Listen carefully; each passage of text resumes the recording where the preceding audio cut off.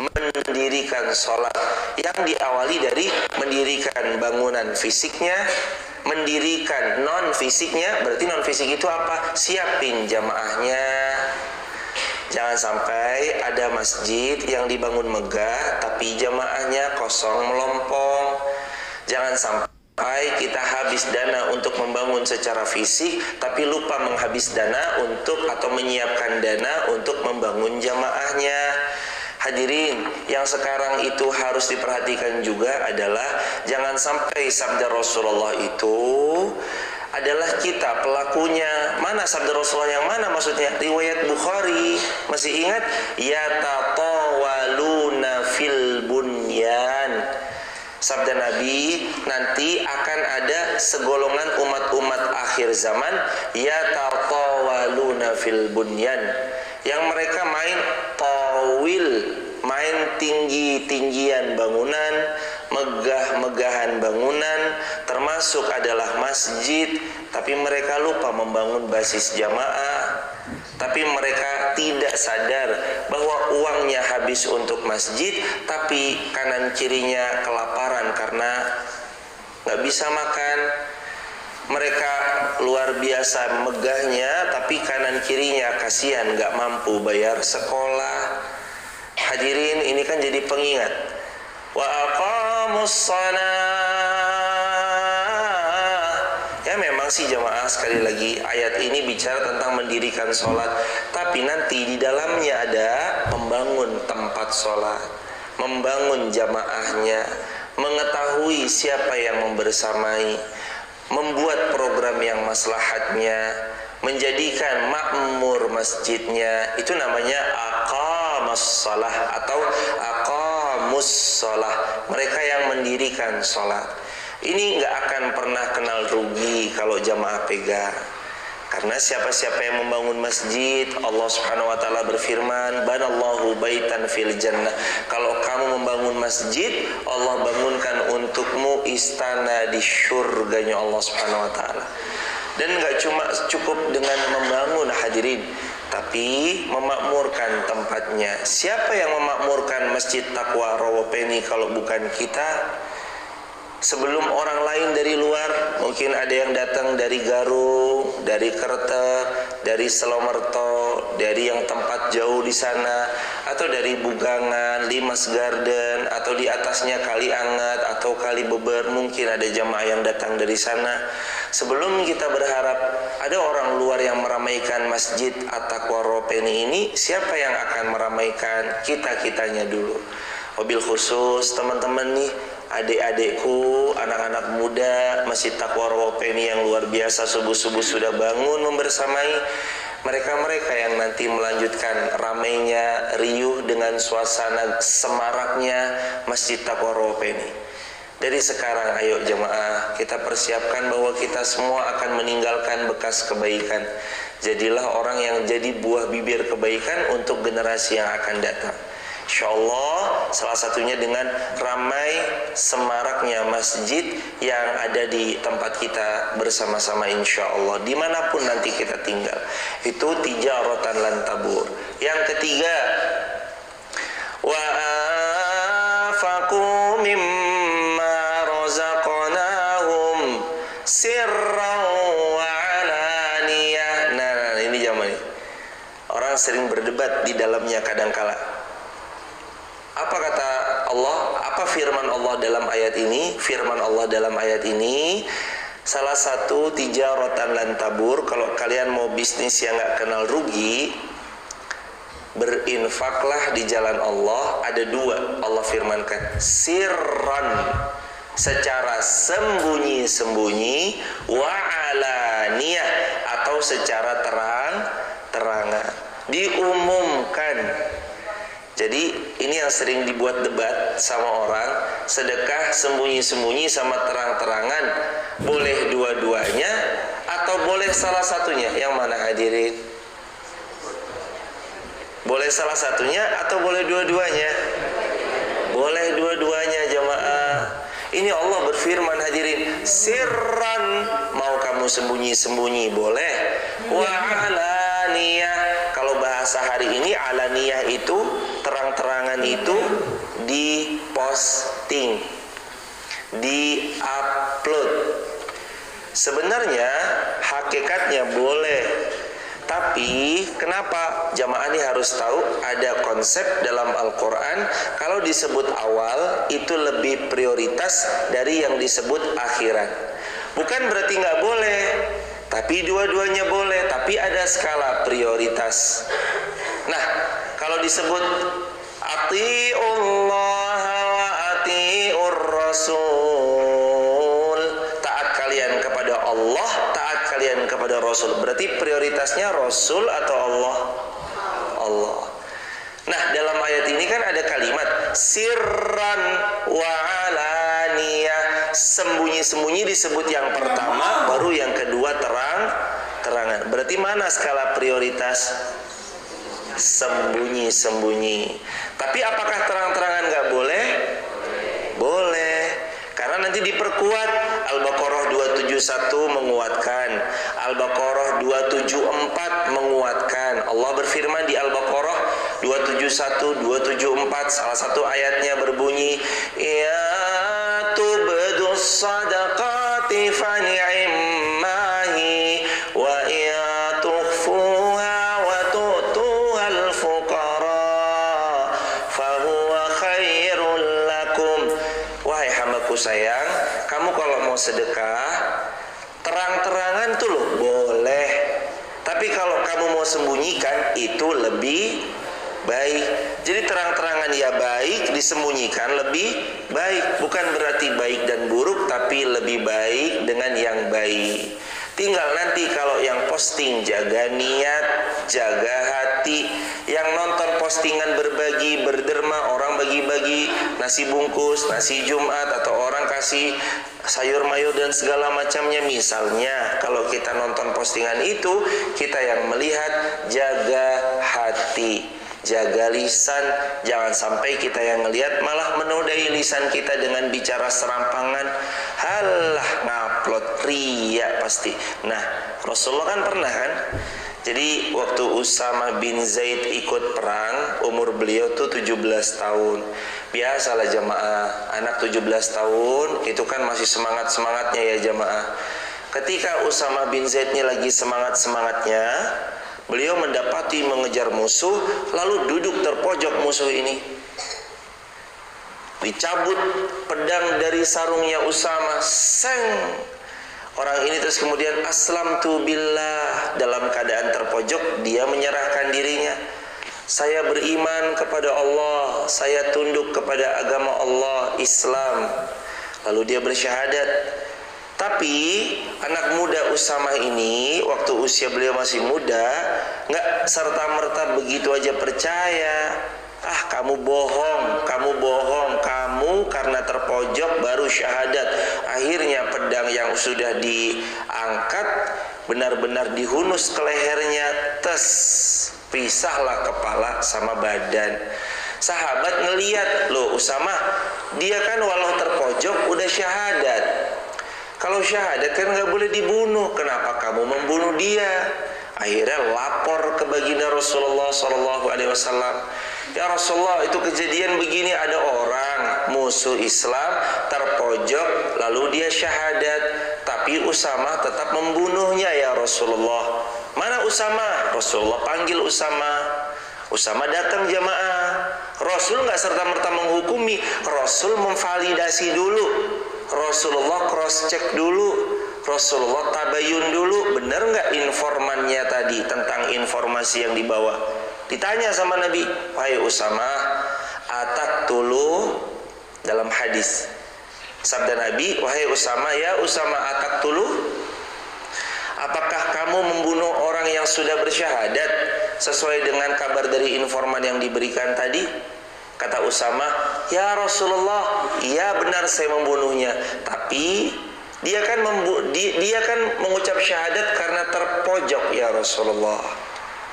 Dia mengucap syahadat bohong ya Rasulullah. Dia takut ngelihat pedang saya, makanya dia syahadat. Apa sabda Nabi?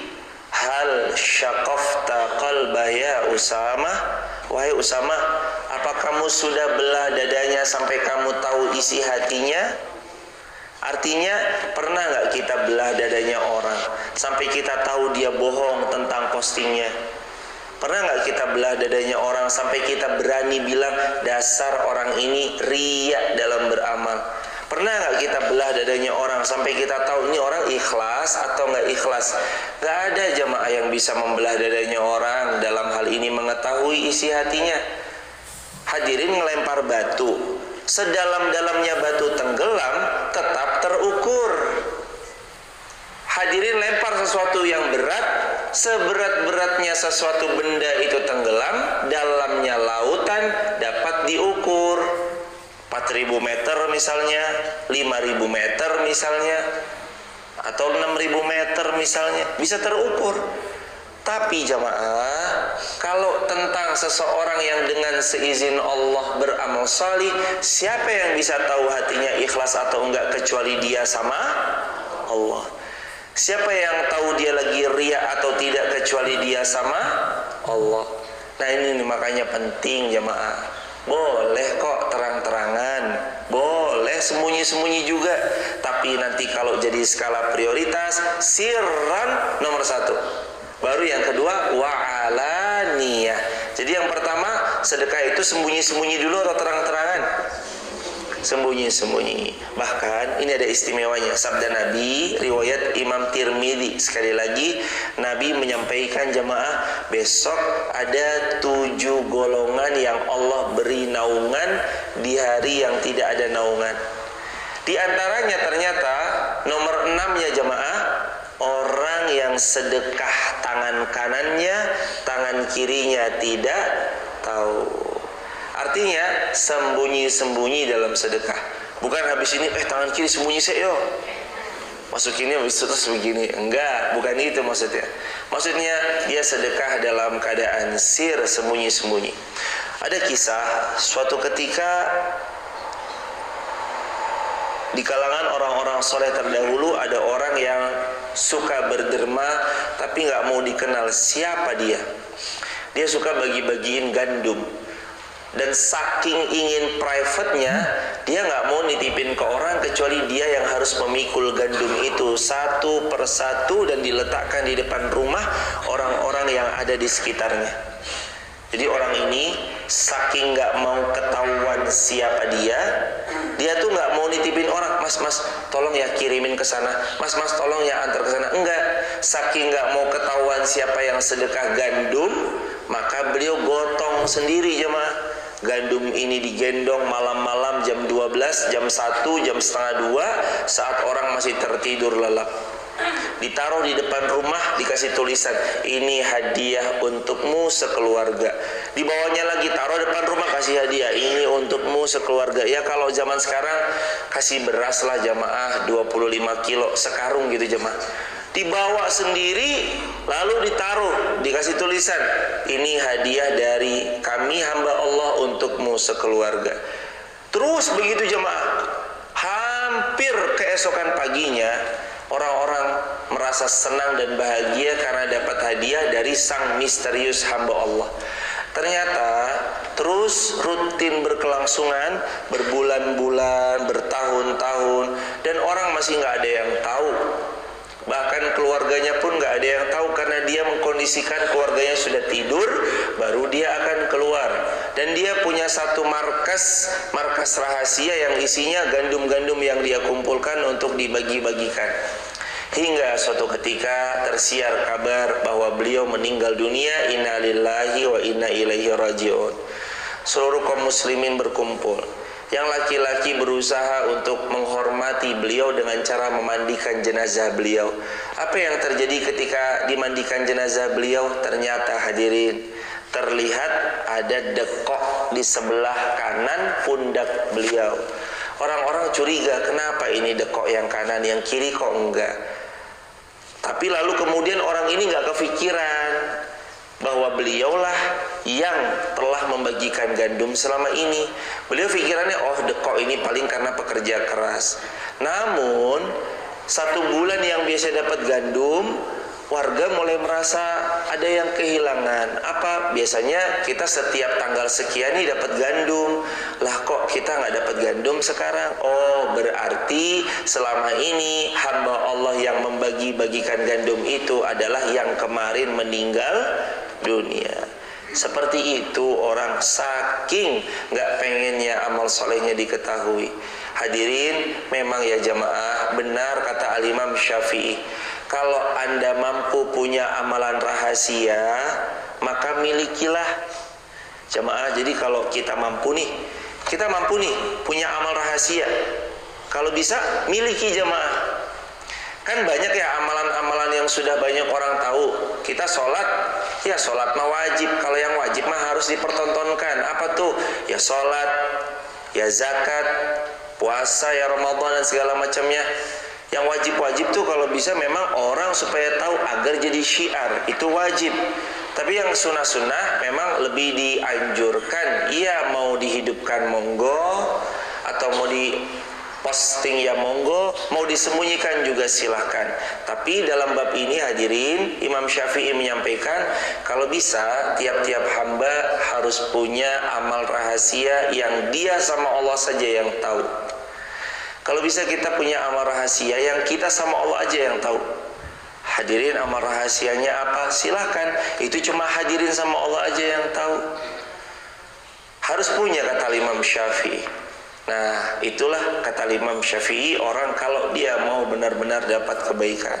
Hadirin, berikutnya yang terakhir, yarjuna tijaratan la tabur. Mereka inilah orang-orang yang pasti dapat perniagaan anti bangkrut. Jadi ada 3. Siapa yang dapat perniagaan anti bangkrut? Ada 3 pihak yang dapat perdagangan anti rugi, anti bangkrut. Yang pertama adalah dia yang rutin membaca Al-Quran, yatsluna kitab Allah. Yang kedua adalah dia yang mendirikan sholat, yang membangun masjidnya secara fisik, membangun non fisiknya, membuat program-programnya. Dan jamaah, satu di antara banyak tempat yang Allah lebih condong banyak memberkahi tempat tersebut. Terbukti abad demi abad berlalu, Majapahit ada masjidnya. Majapahit telah tiada, masjidnya tetap ada. Di zaman-zaman Majapahit kan juga sudah ada masjid tuh jamaah. Lalu tentang di daerah-daerah Jawa, kerajaan Mataramnya sudah tiada, tapi masjidnya tetap ada. Lalu di kerajaan-kerajaan yang lain, kerajaannya sudah nggak ada, tapi masjidnya tetap berdiri kokoh.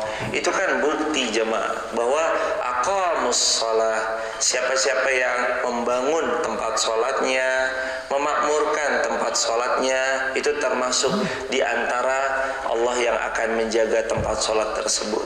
Karena sejatinya masjid ini rumahnya Allah. Begitu hadirin. Terus yang ketiga, siapa yang dapat perniagaan anti bangkrut?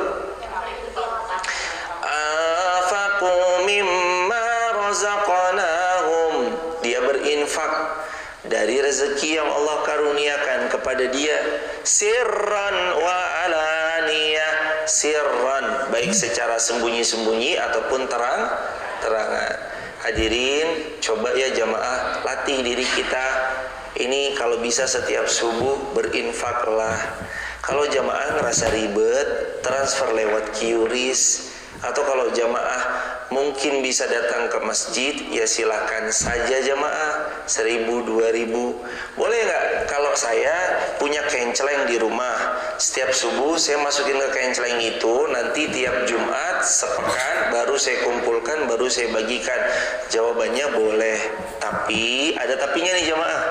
Kalau punya kenceleng di rumah, masukin tiap subuh ke kenceleng itu, nggak cepet-cepet dikasih kepada yang dimaksudkan. Takut-takut saat nanti kita kekurangan, yang diniatkan awalnya untuk sedekah, akhirnya diambil untuk kebutuhan. Nanti diambil untuk kebutuhan. Aduh, saya lagi butuh ya. Wes pakai uang sedekah yang kemarin diniatin sedekah wes. Ada 100 ya, ambil aja ini dulu, nggak apa-apa. Nah, nanti kena ke hadis Nabi kalau diambil lagi. Apa sabda Nabi SAW? Siapa yang mengambil kembali pemberian, siapa yang mengambil kembali sesuatu yang diniatkan untuk disodakohkan, sabda Rasulullah, kalbun ya'idu qai'ihi, maka perumpamaan dia yang mengambil kembali sedekah-sedekahnya seperti anjing yang menjilat kembali muntahnya. Waliyadzubillah. Ya, masa kita manusia mau disamain sama kalbun, jemaah? Beda ya jemaah, kalbun sama kolbun. Kolbun artinya hati, kalbun artinya DOG. Kalau jamaah mau bilang, halo sayangku, kamu selalu ada dalam kalbuku. Kalbuku atau kolbuku? Kolbuku. Masa kita selalu ada dalam kalbuku kan ya? Bagus jemaah. Hadirin jamaah yang dirahmati Allah, 3, kalau ini dipegang, dilakukan, yarjuna tijaratan la tabur. Allah berjanji, siapa yang mengamalkan 3, Allah berikan untuknya tijaratan lan tabur, perdagangan yang gak kenal bangkrut, perdagangan yang gak kenal rugi. Maka sebelum nanti jamaah mikirin mau buka soto atau mau buka apa, mau buka jasa, mau buka food and beverage, mau buka gerabah, mau buka pakaian, mau buka jual beli apa misalkan, merchandise atau apa, silakan. Sebelum jamaah pikirkan yang itu tentu saja berpotensi ruginya. Betul atau tidak kalau jualan soto ada potensi rugi atau enggak? Ada. Tapi itu rame. Ya kan nggak semua tukang soto rame, betul? Ada yang nggak rame. Itu pakaian pasti rame. Kan nggak semua orang jualan pakaian rame. Di antara 100 usahawan yang membuka usaha pada tahun-tahun pertama, yang bisa bertahan hanya 20-nya. Tahun kedua yang bisa bertahan dari 100 hanya 4. Menurut beberapa survei. Berarti yang bangkrut dalam waktu 2 tahun berapa? 96. Ingat gak? Di Rawopeni aja udah berapa banyak orang dagang gonta-ganti. Ada yang pernah mungkin jualan donat lalu tutup. Awalnya ramai luar biasa. Yang sebelahnya lagi ada ini lalu tutup, sebelahnya lagi ada ini lalu tutup, diganti. Tapi ada juga yang tetap, ada juga yang lama, alhamdulillah rezekinya. Itu jamaah perdagangan dunia, kadang untung, kadang rugi. Lebih banyak untungnya apa lebih banyak ruginya? Ya tergantung. Kadang-kadang kalau pas lagi rugi ya banyak tekornya.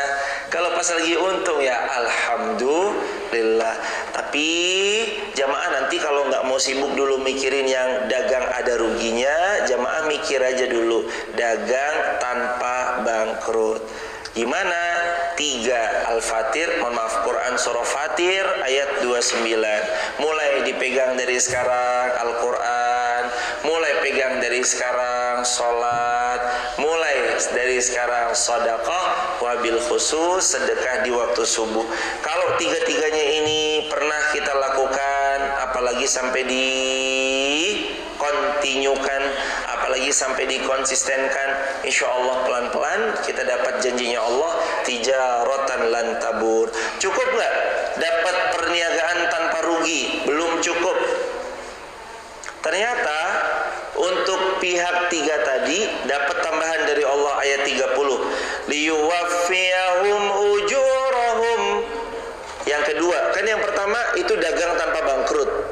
Yang kedua, Allah kasih sama mereka pahala sempurna. Cukup pahala sempurna? Belum.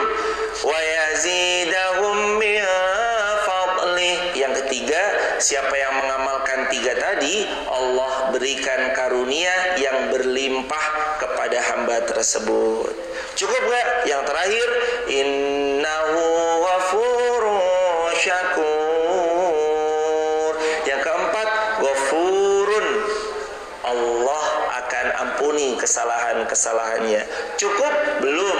Yang kelima, untuk orang yang mengamalkan tadi, dia sholat, baca Quran, plus memakmurkan masjidnya, syakur. Allah zat yang maha pandai berterima kasih. Allah pasti akan membalas dengan kasih sayangnya yang banyak untuk hamba-hamba yang mengamalkan tiga tadi: Quran, sholat, sedekah. Al-Quran, sholat, sedekah. Ki, S.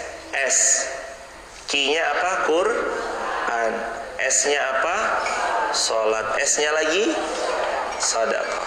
Infak atau sedekah. Hadirin, ini yuk kita buka tanya jawab. Mudah-mudahan makin banyak yang bisa ditanyakan, makin dekat dengan apa yang dibutuhkan oleh hadirin sekalian. Dan insya Allah materi dari Fatir ayat 29, ayat 30 jadi materi yang diberkahi Allah insya Allah. Barakallahu fikum. Silakan Mas, barakallah. Monggo jemaah yang mau menyampaikan pertanyaan atau menambahkan, boleh jemaah. Bukan cuma bertanya, tapi nambahin silakan. Fadhol ya Anda. Waalaikumsalam. Waalaikumsalam warahmatullahi wabarakatuh.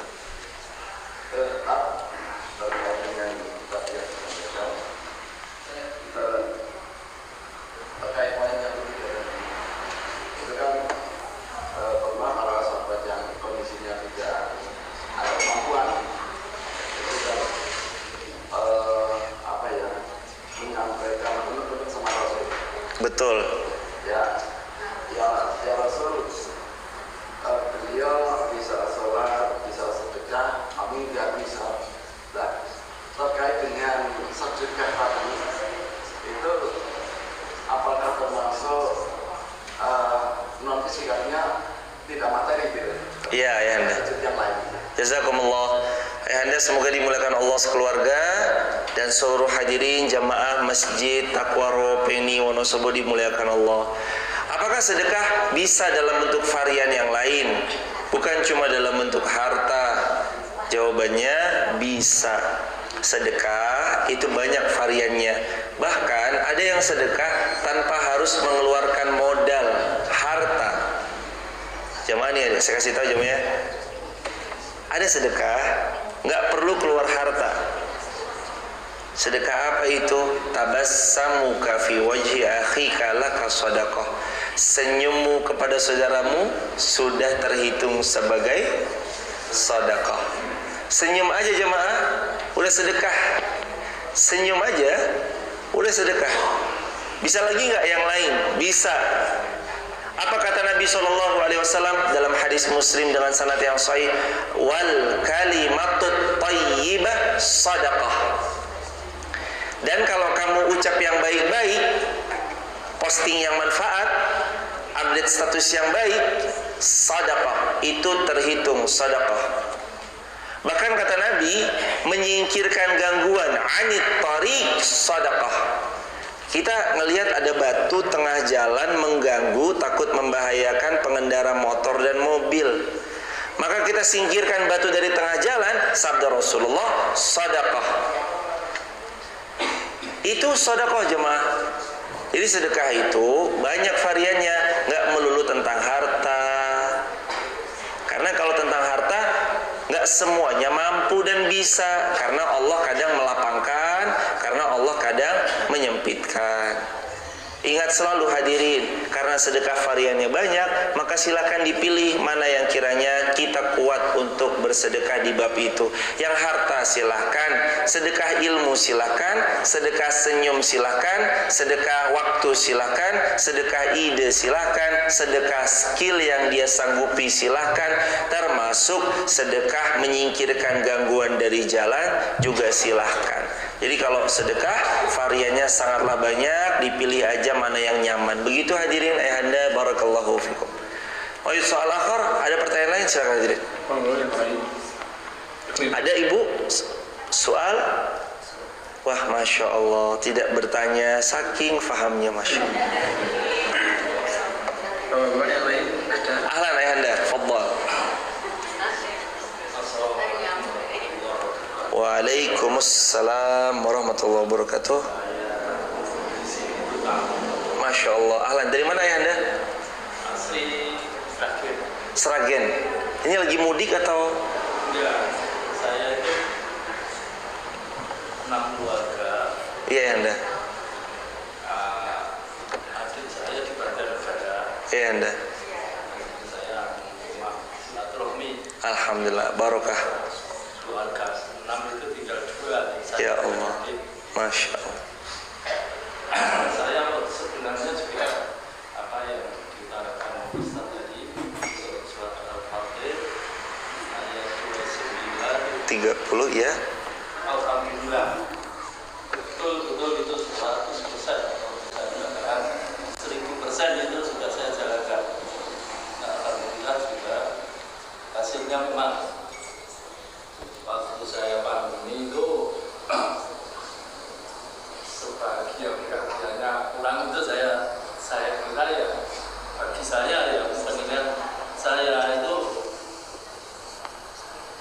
tidak ada yang lain kecuali saya sebagian pertama saya kena pandemi dengan istri, saya bisa nikah sendiri dari Sragen, saya langsung ke Jogja ke CIH, langsung saya open sampai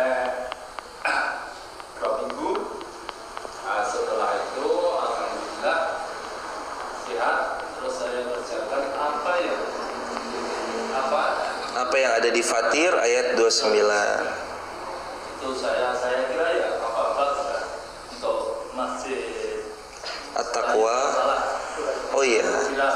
Iya. Nah, itu alhamdulillah saya 5 waktu dan apa yang kita lakukan pertama itu tadi membaca Quran Naam. dan sholat yang selama beberapa bulan besok jamaah, terus yang ketiga itu sedekah betul. Dan itu alhamdulillah saya pas pandemi itu pertama bisa sampai sekarang sehat, yang kedua bisa membalikan pinjaman sebanyak sekitar 8 miliaran. Waktu itu kan saya permobilan mobil otomobil. Iya Anda. Nah, sekarang saya alih profesi ke properti.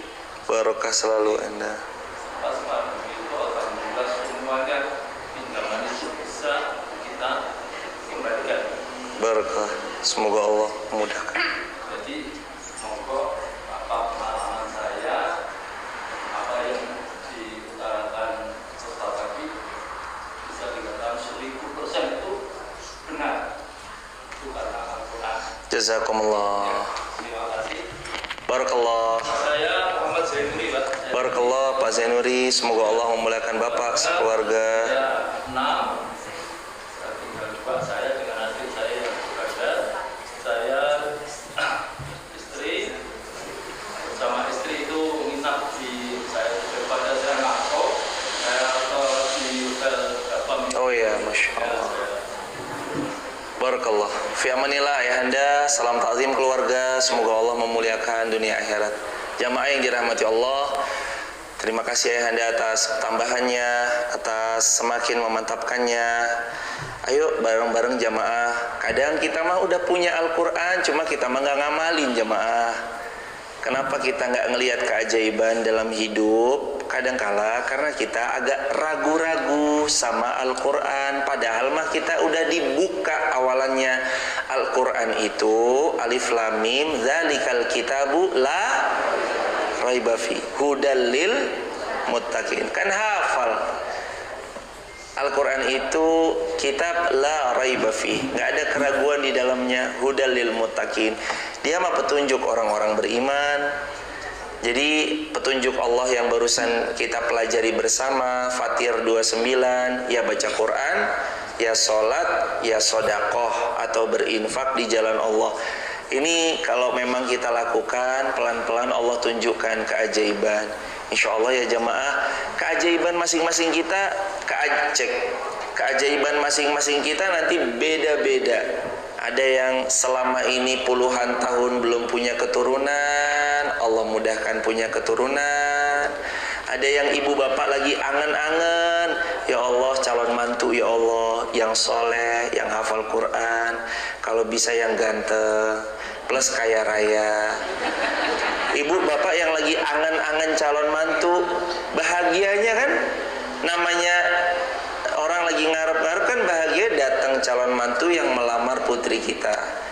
Ibu bapak yang angan-angan sembuh, bahagianya ya sembuh. Ibu bapak yang angan-angan apalagi ingin terbebas dari apa yang menjadi ganjalan dan tanggungan, angan-angan itu sembuhnya ya kalau terwujud. Maka ayo bantu yuk mewujudkan itu dengan ikhtiar 3 tadi. Tapi sekali lagi ada tapinya jemaah. Ini kan semua sifatnya dunia nih.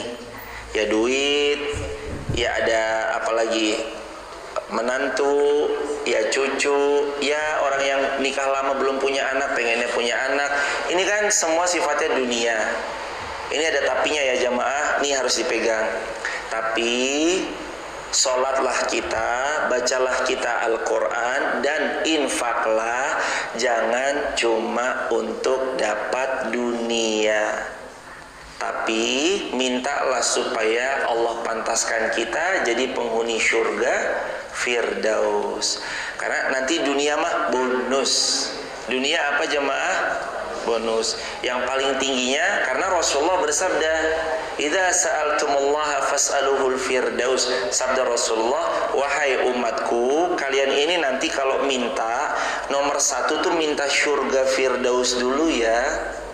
Baru berikutnya tuh baru silahkan minta dunia, boleh nggak salah. Tapi tetap fokus utamanya kita mengejar ridhonya Allah, agar Allah meridhoi kita, memantaskan kita menjadi penghuni surga Firdaus." 3 amalan ini KSS. Q-nya apa? Quran. S-nya apa? Salat. S-nya lagi apa? Dan ingat terakhir banget jemaah, kita lagi berlomba.